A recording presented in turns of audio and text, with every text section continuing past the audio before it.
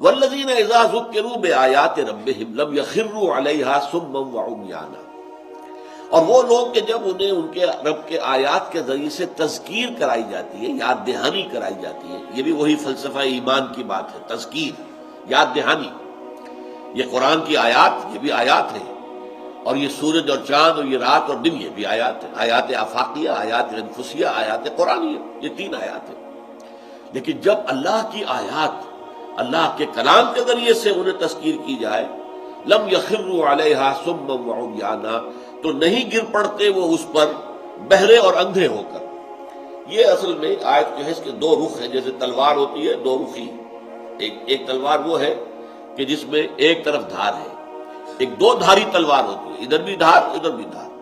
اس آیت کے دو مفہوم ہیں، ایک تو یہ کہ یہ ان کافروں پر تعریض کر رہی ہے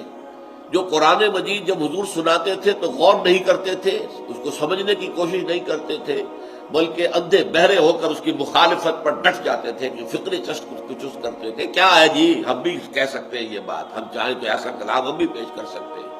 یہ انہوں نے کسی سے ڈکٹیشن لے لی ہے اور آ گئے ہم پر دھونس جمانے کے لیے کہ یہ اللہ کا کلام ہے جو مجھ پر نازل ہوا ہے۔ یہ اندھے بہرے ہو کر گر پڑنا مخالفت۔ لیکن دوسری تلوار کا اس کا جو دھار، دوسری دھار ہے وہ کیا ہے؟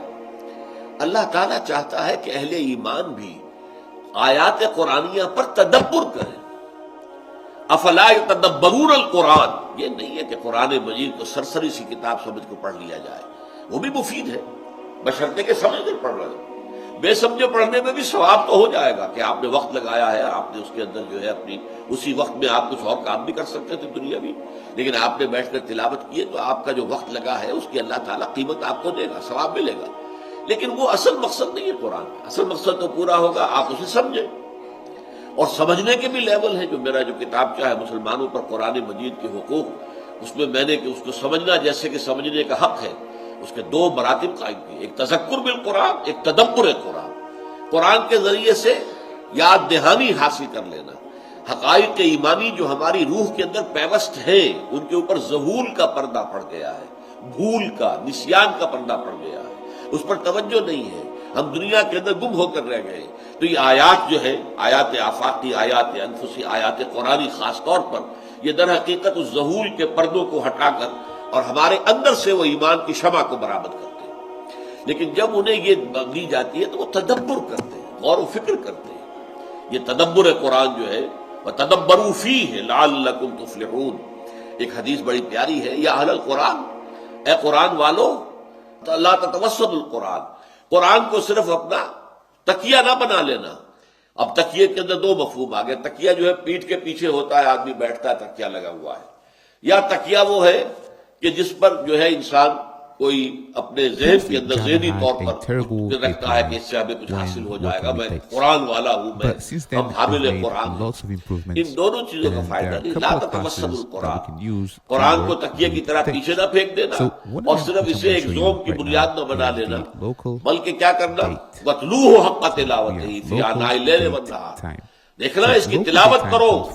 جیسا کہ اس کی تلاوت کا حق ہے، دن کے اوقات میں بھی رات کے اوقات میں۔ پھر یہ کہ تغنا ہو، اسے پڑھو خوش آوازی کے ساتھ، خوش دھانی کے ساتھ، اچھے انداز میں پڑھو۔ اگر اللہ نے اچھی آواز دی ہے، اس آواز کو زین القرآن بأصواتکم، اس قرآن کو مزین کرو اپنی آوازوں کے ذریعے سے۔ نمبر 3 یہ وَتَدَبَّرُوا فِيهِ لَعَلَّكُمْ تُفْلِحُونَ، اس کو اور بخشو ہو، اسے پھیلاؤ، عام کرو دنیا کے اندر، چہار ڈانگے عالم تک اس کا پیغام، اس کا نور پہنچا دو۔ وَتَدَبَّرُوا فِيهِ، اس پر تدبر کرو، غور و فکر کرو اس کی گہرائیوں میں۔ جو اقبال کہتا ہے کہ قرآن میں ہو غوطہ زن اے مرد مسلمان۔ ظاہر بات ہے سمندر میں غوطہ لگانے والے جو پھر نیچے سے موتی نکال کر لاتے ہیں، سمندر کے اندر تو موتی ہے، لیکن ظاہر بات ہے محروم رہا دولت دریا سے وہ غواص، کرتا نہیں جو صحبت ساحل سے کنارہ، کنارے پر بیٹھے ہوئے تو موتی نہیں ملیں گے تمہیں تو اس میں غوطہ لگانا پڑے گا، گہرائی میں جا کر جو ہے وہاں پر وہ سیپیاں آپ کو ملے گی جن کے اندر کے موتی ہے، تو وہ موتی حاصل کرنے کے لیے محنت کرو، قرآن میں غوطہ زن۔